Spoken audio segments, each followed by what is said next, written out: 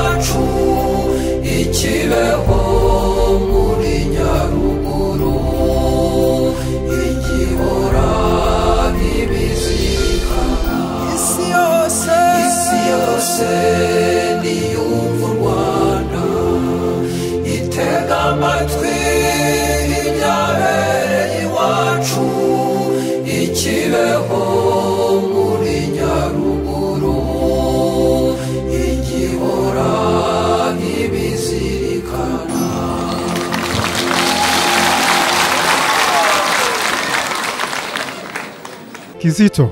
The songs were very good, I liked them, and I've taken some videos on them. Fantastic. I can't say anything more. It's absolutely fabulous, very open, very open, very eye-opener for me. Twabyakiriye neza, hari hashize igihe tutamubona nk'abakristo gatolika, abenshi baramukunda, bakunda ibihangano bye, twishimiye cyane kongera kumubona. Every time I very like his song about mother from Kibeho, because this very beautiful thing. So I'm very happy that I see him here and I can hear his song about mother. Twabyakiriye neza, hari hashize imyaka myinshi adaheruka hano, uretse ko mbere yajyaga aza natwe duhari, ariko twamwishimiye, yaturirimbiye neza, twishimye, yadufashije gusenga.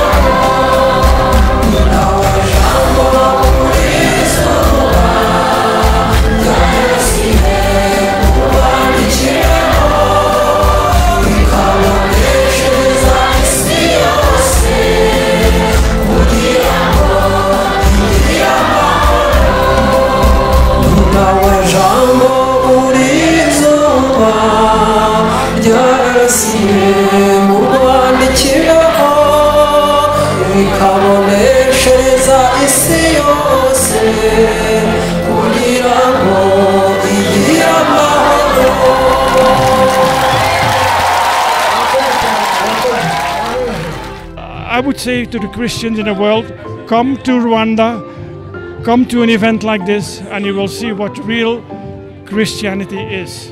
That's how I feel it.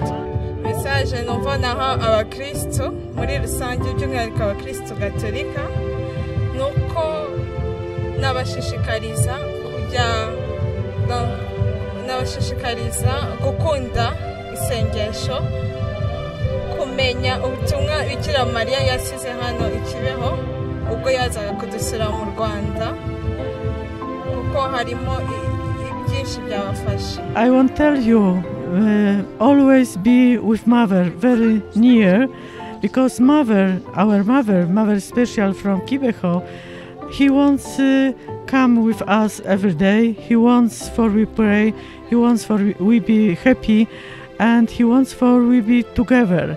So we pray by rosary, and the same please pray for us in Poland. Ubutumwa naho abantu muri rusange, haba ari abakristu cyangwa n'abandi bafite ayandi madini basengeramo, nuko isengesho ari ngombwa kandi ko rikenewe mu buzima bwa buri munsi. Umunsi nk'uyu bukenewe ko umuntu afata umwanya muto cyangwa munini mu buzima bwe akawuharira Imana agasenga. Murakoze.